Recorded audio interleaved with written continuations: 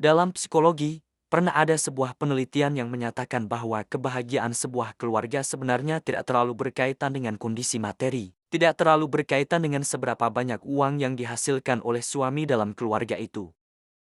Setiap suami yang cerdas wajib paham tentang hal yang paling layak untuk dikelola dalam sebuah keluarga adalah istrinya sendiri. Semakin luar biasa dan tinggi status sosial seorang pria, semakin ia akan memahami bahwa ia harus semakin mengagumi istrinya, tak ada yang bisa menandinginya.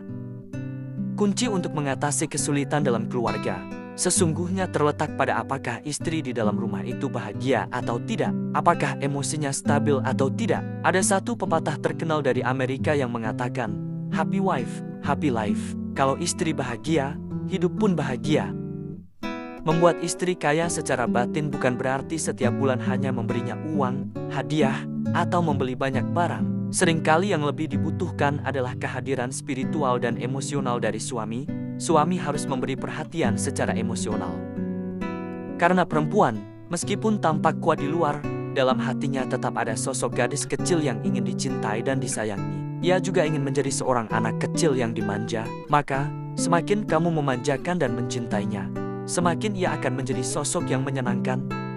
Sebaliknya, jika suami bersikap cuek, hanya bisa menyalahkan atau mencela, keluarga itu akan makin lama makin kehilangan semangat hidup dan kehangatan. Investasi terbaik yang bisa dilakukan suami sepulang kerja adalah berinvestasi pada istrinya.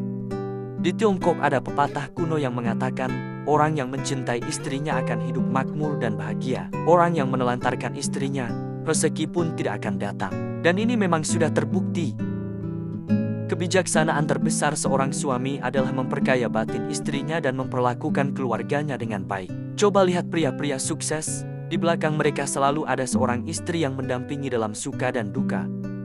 Sebaliknya, pria yang miskin hati, yang mengabaikan istrinya, bahkan tergoda oleh wanita lain dan hidup dalam hawa nafsu, 9 dari 10 diantaranya hidupnya tidak ada yang benar-benar berhasil.